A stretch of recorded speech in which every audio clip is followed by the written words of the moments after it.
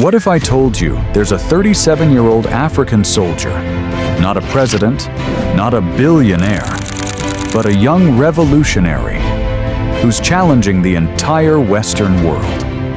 A man who's thrown out French troops, reclaimed his country's gold, and dared to speak the truth that many African leaders fear to whisper. His name? Captain Ibrahim Traoré. To the West, he's a threat. To Africa, he's a symbol of hope. But who really is he? And why is the world watching him with such intensity?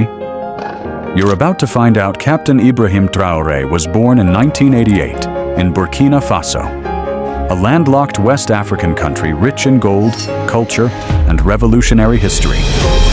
As a young man, Traoré didn't chase fame or fortune. He studied geology at the University of Ouagadougou, then joined the military, a path many African patriots take when they want to fight for something bigger than themselves. But Traoré was different. He wasn't content with just following orders. He believed in justice, sovereignty, and above all, the liberation of Africa from neo-colonial chains. In 2022, Burkina Faso was drowning in chaos. Terrorist attacks ravaged the north. Entire villages were being wiped out. Corruption plagued the government. And the people? They had lost hope. So Traoré made a bold move. At just 34, he led a coup that ousted the interim president, Paul-Henri Damiba, who himself had come to power in a coup just months earlier. But this wasn't about power. Traoré stepped up because he believed the people deserved better. In his first speech, he didn't promise riches. He promised sovereignty. He said, "If the people are ready to die for freedom, I will lead them." And lead he did. In less than a year, Traoré made decisions that most leaders wouldn't even dare to consider. He expelled French troops from Burkina Faso, ending decades of military dependency. He rejected French aid tied with hidden conditions, choosing dignity over donations.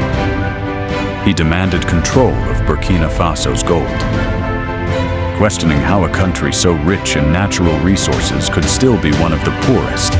He strengthened ties with other Pan-Africanist leaders, like Mali's Assimi Goïta and Niger's General Chiani, forming an anti-imperialist alliance.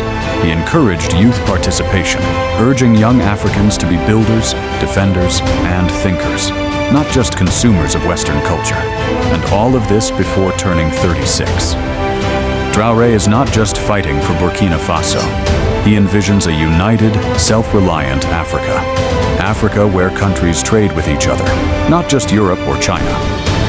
Where gold, uranium, and oil benefit African children, not foreign stockholders. Where leaders speak boldly, like Thomas Sankara, Burkina Faso's revolutionary hero, and live with integrity, not luxury. He wants to rewrite the African story, from dependency to destiny, from begging for aid to building empires. Now you see why Western powers are nervous. Traoré is part of a growing movement that is rejecting colonial influence. He challenges the status quo, where African countries are rich in resources, but poor in power, where France still holds the CFA franc, where aid comes with strings, where military bases protect foreign interests, not African lives. To Western powers, Traoré is dangerous. Why? Because he's inspiring millions. He's not just resisting, he's awakening a generation. But let's be clear, Traoré's path isn't easy. Terrorism still threatens the nation. Economic hardship looms, and international pressure is mounting. But history is watching. Will he survive the pressure like Sankara couldn't? Or will he become the spark that ignites a continent-wide revolution? Only time will tell. But one thing is certain. Africa is waking up, and Ibrahim Traoré is ringing the alarm. If you believe Africa deserves true freedom, if you believe in leaders who serve, not steal, then share this story. Let the world know. A new generation of African leadership is rising. be silenced. Subscribe for more bold stories about Africa's future.